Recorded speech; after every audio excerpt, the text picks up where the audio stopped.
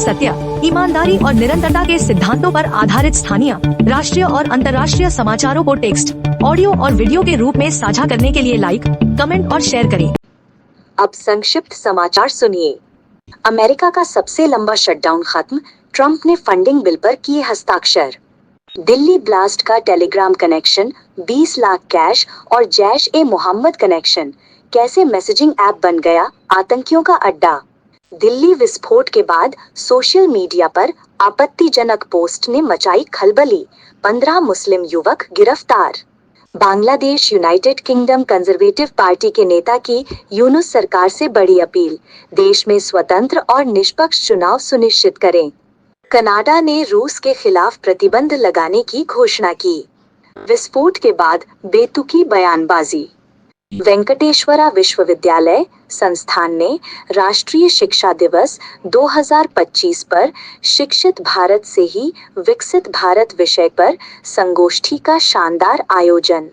शेख हसीना की बढ़ेंगी मुश्किलें, 17 नवंबर को कोर्ट सुनाएगा फैसला, सेना ने संभाला मोर्चा।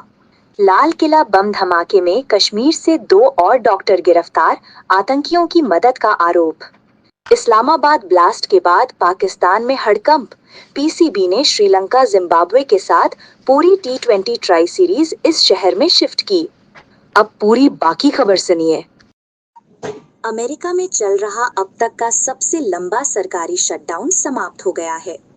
अमेरिकी इतिहास के इस सबसे लंबे शटडाउन को खत्म करने के लिए सीनेट समर्थित वित्तीय विधेयक को सदन ने मंजूरी दी, जिसके बाद राष्ट्रपति डोनाल्ड ट्रंप ने इस पर हस्ताक्षर किए।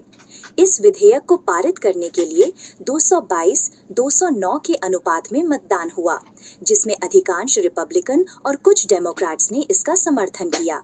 बिल पारित होने के बाद अब सभी सरकारी विभागों का कार्य पुनः शुरू हो गया है। हालांकि स्थिति को पूरी तरह सामान्य होने में कुछ समय लग सकता है। शटडाउन की वजह से हवाई सेवाओं पर गहरा असर पड़ा था और अमेरिकी मीडिया के अनुसार उस दौरान 900 से अधिक उड़ानें रद्द करनी पड़ीं। दिल्ली के Lal Qila metro parking blast को केंद्र सरकार ने आतंकी हमला घोषित कर दिया है। यह विस्फोट 10 नवंबर 2025 की शाम को हुआ था, जिसे देश के खिलाफ की गई जघन्य आतंकी घटना बताया गया है। प्रधानमंत्री नरेंद्र मोदी की अध्यक्षता में हुई सुरक्षा मामलों की कैबिनेट समिति की बैठक में ये निर्णय लिया गया कि इस मामले की जांच UAPA आतंकवाद और विस्फोटक अधिनियमों के तहत की जाएगी। पुलिस ने इस घटना में शामिल कई संदिग्धों को गिरफ्तार किया है, जिनमें डॉक्टर मुजम्मिल, डॉक्टर अदील, उमर और डॉक्टर शाहीन के नाम प्रमुख हैं। जांच एजेंसियों के अनुसार आतंकियों ने विस्फोटक सामग्री तैयार करने के लिए लगभग 20 लाख रुपए नकद जुटाए थे और गुरुग्राम व नूह क्षेत्र से उर्वरक खरीदे थे। बांग्लादेश में चुनावी माहौल तेज होने के साथ साथ देश के विभिन्न हिस्सों में हिंसा और आगजनी की घटनाएं देखने को मिल रही हैं। इसी क्रम में यूनाइटेड किंगडम कंजर्वेटिव पार्टी के प्रमुख सांसद बॉब ब्लैकमैन ने मोहम्मद यूनुस के नेतृत्व वाली अंतरिम सरकार को संबोधित करते हुए एक महत्वपूर्ण अपील जारी की है। उन्होंने सोशल मीडिया के माध्यम से बांग्लादेश में एक स्वतंत्र, निष्पक्ष, पारदर्शी और समावेशी चुनाव सुनिश्चित करने का आग्रह किया। साथ ही अल्पसंख्यक समुदायों की सुरक्षा और राजनैतिक भागीदारी सुनिश्चित करने पर भी जोर दिया। कनाडा ने रूस के खिलाफ नए प्रतिबंधों की घोषणा की है। इन प्रतिबंधों का लक्ष्य रूस के ऊर्जा क्षेत्र, सैन्य क्षमताओं और साइबर बुनियादी ढांचे से जुड़ी व्यक्तियों और संस्थाओं को निशाना बनाना है। कनाडा की विदेश मंत्री अनीता आनंद ने 13 व्यक्तियों और 11 संस्थाओं को लक्षित करने की जानकारी दी। प्रतिबंधों में रूस की ड्रोन कार्यक्रम, साइबर बुनियादी ढांचे और कुछ तरलीकृत प्राकृतिक गैस (LNG) संस्थाएं शामिल हैं। इसके अतिरिक्त रूस के छाया बेड़े के लगभग 100 जहाजों को भी सूचीबद्ध किया गया है। ये कदम अमेरिका, यूरोपीय संघ और ब्रिटेन द्वारा हाल ही में घोषित प्रतिबंधों के अनुरूप उठाया गया है और G7 के प्रयासों का समर्थन करता है। अभी तक रूस ने इस कदम पर कोई आधिकारिक टिप्पणी नहीं की है। 10 नवंबर 2025 को दिल्ली में हुए बम धमाके ने देश में डर और संदेह का माहौल उत्पन्न कर दिया है।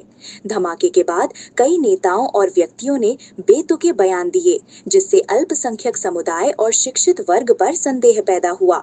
फरीदाबाद में विस्फोटक मिलने के बाद भाजपा सांसद गिरिराज सिंह और असम के मुख्यमंत्री हिमंता बिस्वा शर्मा ने ऐसे बयान दिए जिनमें आतंकवाद को विशेष धर्म या शिक्षा से जोड़ने की कोशिश की गई। धमाके के मुख्य आरोपी डॉक्टर मोहम्मद उमर के अल फलाह विश्वविद्यालय से जुड़े होने की खबरों ने विश्वविद्यालय की प्रतिष्ठा पर प्रश्न चिन्ह लगा दिया। विश्वविद्यालय ने स्पष्ट किया कि आरोपियों का संस्थान से केवल आधिकारिक संबंध था और निराधार कहानियों की निंदा की। वेंकटेश्वरा विश्वविद्यालय संस्थान में स्वतंत्र भारत के प्रथम शिक्षा मंत्री मौलाना अबुल कलाम आजाद की जयंती के अवसर पर राष्ट्रीय शिक्षा दिवस मनाया गया। इस कार्यक्रम में शिक्षित भारत से ही विकसित भारत विषय पर एक संगोष्ठी का आयोजन किया गया, जिसमें विश्वविद्यालय के संस्थापक सुधीर गिरी सहित कई वरिष्ठ शिक्षाविदों, साहित्यकारों और प्रबंधन के सदस्यों ने भाग लिया। उन्होंने मौलाना आजाद के शिक्षा क्षेत्र में दिए गए योगदान को याद किया और उनके प्रयासों की सराहना की। बांग्लादेश की पूर्व प्रधानमंत्री शेख हसीना की मुश्किलें बढ़ती जा रही हैं।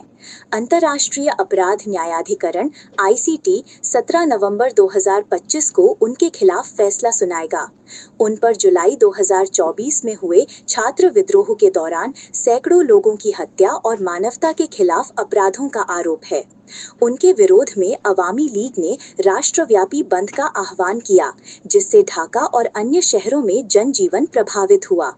शेख हसीना के पद छोड़ने के बाद मोहम्मद यूनुस के नेतृत्व में अंतरिम सरकार का गठन किया गया है।